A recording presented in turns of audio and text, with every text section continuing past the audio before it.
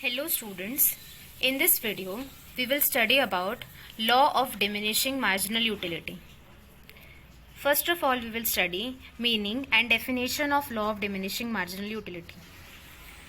जो law of diminishing marginal utility है वो एक psychological phenomenon है that as we go on using more and more units of a commodity, our intensity of want decreases and becomes zero after a certain point.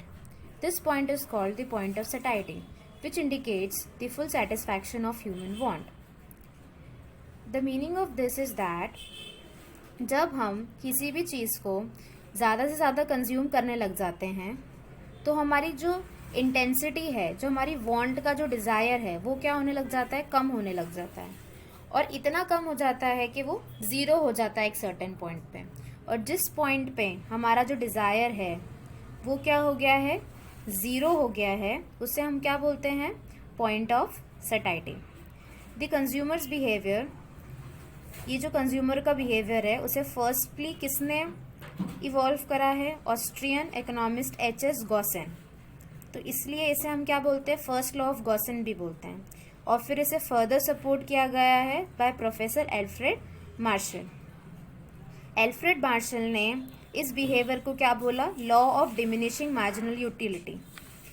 अब definition क्या है, the additional benefit which a person derives from a given increase in the stock of a thing diminishes with every increase in the stock that he has already. मतलब जो additional benefit हो रहा है एक person को, जब वो उसे इंक्रीज कर रहा है, उसके स्टॉक को इंक्रीज कर रहा है, वो कम होता जाएगा जितना उसे एक्स्ट्रा एक्स्ट्रा इंक्रीज करने से. मतलब एक्स्ट्रा इंक्रीज करने से जो उसका एडिशनल बेनिफिट है वो धीरे धीरे क्या होने लग जाएगा, कम होने लग जाएगा.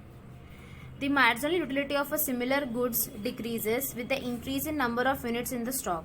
जितनी ज़्यादा एडिशनल यूनिट्स हम स्टॉक में बढ़ाते जाएंगे उतनी उस गुड की मार्जिनल यूटिलिटी क्या हो जाएगी, डिक्रीज होती जाएगी. The law of diminishing marginal utility states that if a consumer with given taste increases his consumption of one commodity, मतलब एक कंज्यूमर एक सेम ही टेस्ट से उस कंजम्पशन ऑफ कमोडिटी को इंक्रीज करता है, the marginal utility to him, जो satisfaction level है उस कमोडिटी से, will fall relatively to the marginal utility of other commodities. मतलब उसका सेटिस्फैक्शन लेवल क्या हो जाएगा, कम हो जाएगा. It is a matter of very common experience to realize the fact that with every increase in stock of a thing, additional utility diminishes. The law simply states that other things being equal, the marginal utility derived from successive units of a given commodity declines or diminishes. मतलब हम जब ज़्यादा से ज़्यादा consume करते हैं तो उस इंक्रीज कंजम्पशन से जो हमें यूटिलिटी मिलती है, जो सेटिस्फैक्शन मिलता है, वो क्या होता है, कम होता जाता है. ओके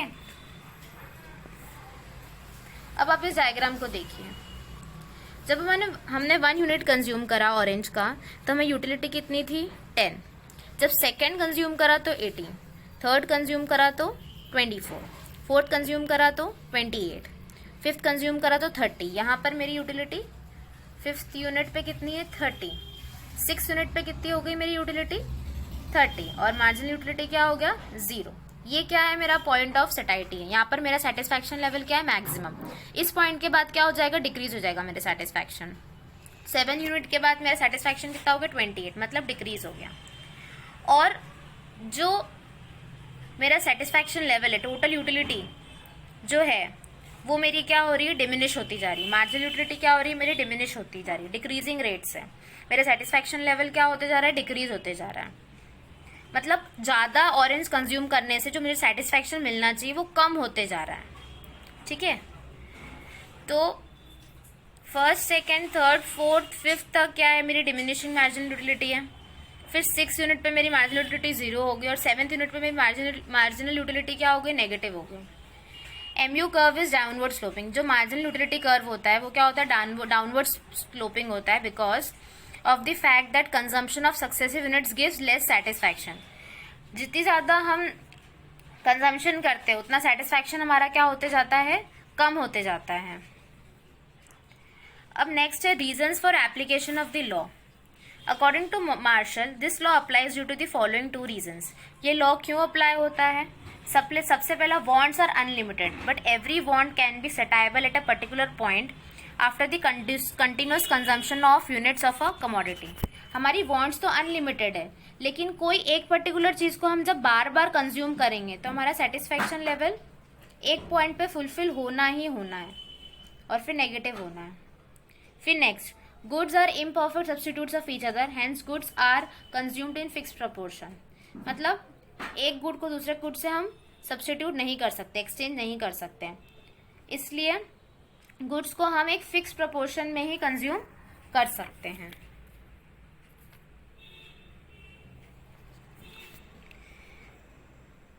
देखो, जब हम फर्स्ट यूनिट पे ऑरेंज को कंज्यूम कर रहे हैं इस डायग्राम में, तो हमारा जो सेटिस्फैक्शन लेवल है या हमारी जो यूटिलिटी है वो हाईएस्ट है. कब? फर्स्ट यूनिट पे. ठीक है, फर्स्ट यूनिट पे जो मेरा सेटिस्फैक्शन लेवल होगा वो हाईएस्ट होगा. आपको दिख रहा है मार्जिनल यूटिलिटी 10, ये सेटिस्फैक्शन लेवल है, मेरा क्या है? हाईएस्ट. लेकिन जो इंटेंसिटी ऑफ वांट में increase initially after consuming the first unit of orange. ठीक है, फर्स्ट यूनिट ऑफ ऑरेंज में मेरी इंटेंसिटी कितनी है? 10. But after the consumption of second unit of orange, now intensity of the consumption will decrease because he has already consumed 2 oranges. 2 oranges consume करने के बाद जो इंटेंसिटी है उनका कंजम्पशन का, मतलब जो यूटिलिटी है, मार्जिनल यूटिलिटी, वो क्या हो जाएगी? अब डिक्रीज होने लग जाएगी. फिर हर सक्सेसिव यूनिट से वो यूटिलिटी क्या हो रही है? डिक्रीज होती जा रही है.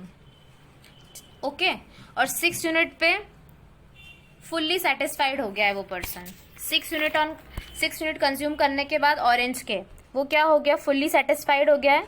और 7th यूनिट पे उसकी मार्जिनल यूटिलिटी क्या हो गई है? नेगेटिव हो गई है. अब उसके खाने की इच्छा ही नहीं होगी orange.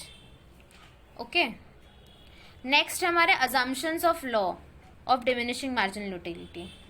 The law is based on certain assumptions which are stated below. इन अजम्पशंस पे बेस्ड है law. First, the period of consumption must be the same. मतलब कोई ब्रेक नहीं होना चाहिए, कंटिन्यूस कंजम्पशन होगा. अगर ब्रेक हो गया तो हमारी ज़रूरी नहीं, हमारा जो सेटिस्फैक्शन लेवल है फिर वो इंक्रीज भी हो सकता है डिक्रीज होने की बजाय. The period over which consumption is spread should be continuous. If a break occurs the law will not operate. अगर ब्रेक हो गया तो लॉ ऑपरेट नहीं होगा.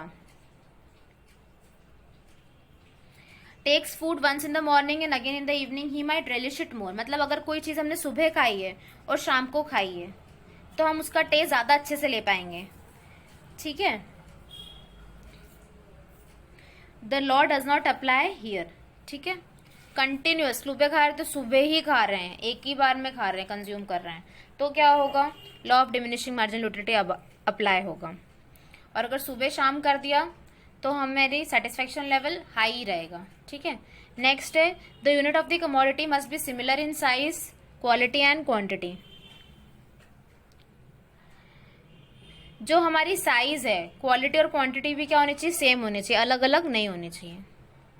जो मेंटल स्टेट है कंज्यूमर का वो भी क्या होना चाहिए? सेम रहना चाहिए, चेंज नहीं होना चाहिए. जो भी कंज्यूमर है वो नॉर्मल कंडीशंस में होना चाहिए. अगर कोई पर्सन ने सपोज कोई इंटॉक्सिकेंट कंज्यूम कर लिया या फिर भांग पी ली तो वो क्या होगा? ज़्यादा कंज्यूम करेगा, हर बार ज़्यादा कंज्यूम करेगा, तो लॉ अप्लाई नहीं होगा. तो जो पर्सन होना चाहिए वो क्या होना चाहिए? नॉर्मल मेंटल स्टेट में होना चाहिए. उसकी कंडीशन कैसी होनी चाहिए? नॉर्मल होनी चाहिए, तभी ये लॉ अप्लाई करेगा. Time period of consumption should not be too long. बहुत लंबे समय तक नहीं होना चाहिए time period of consumption. Consumers taste, habits, income and fashion may change during a long run. Such changes make the law inoperative. इस case में law क्या होता है? Inoperative. The price of the commodity remain the same. ठीक है, जो price of the commodity वो भी क्या होना चाहिए? सेम होना चाहिए. अगर आर्टिकल सस्ता हो जाता है तो एक इंसान अपनी वांट को क्या कर सकता है? इंक्रीज कर सकता है. अपनी इंटेंसिटी ऑफ कंजम्पशन को क्या कर सकता है? इंक्रीज कर सकता है. इसलिए तब ये लॉ क्या हो जाएगा? ऑपरेट नहीं कर पाएगा. इसलिए प्राइस भी क्या होना चाहिए? सेम होना चाहिए. Price of the substitute should not increase during the process of consumption. जब हम कंज्यूम कर रहे हैं, जो प्राइस है सब्स्टिट्यूट गुड्स का वो क्या होना चाहिए?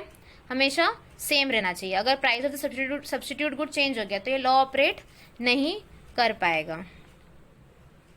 अगर suppose price of the substitute goods वो क्या हो गया, कम हो गया, तो क्या होगा, उस सब्स्टिट्यूट गुड्स की डिमांड इंक्रीज हो जाएगी और उस सब्स्टिट्यूट गुड्स की यूटिलिटी इंक्रीज हो जाएगी। जो अभी कंज्यूमर जिस गुड को कंज्यूम कर रहा है उससे जो सेटिस्फेक्शन मिल रहा है वो उसका ऑटोमेटिकली कम हो जाएगा। ठीक है, तो लॉ अप्लाई नहीं हो पाएगा। Thank you. I hope that through this video you have understood the law of diminishing marginal utility.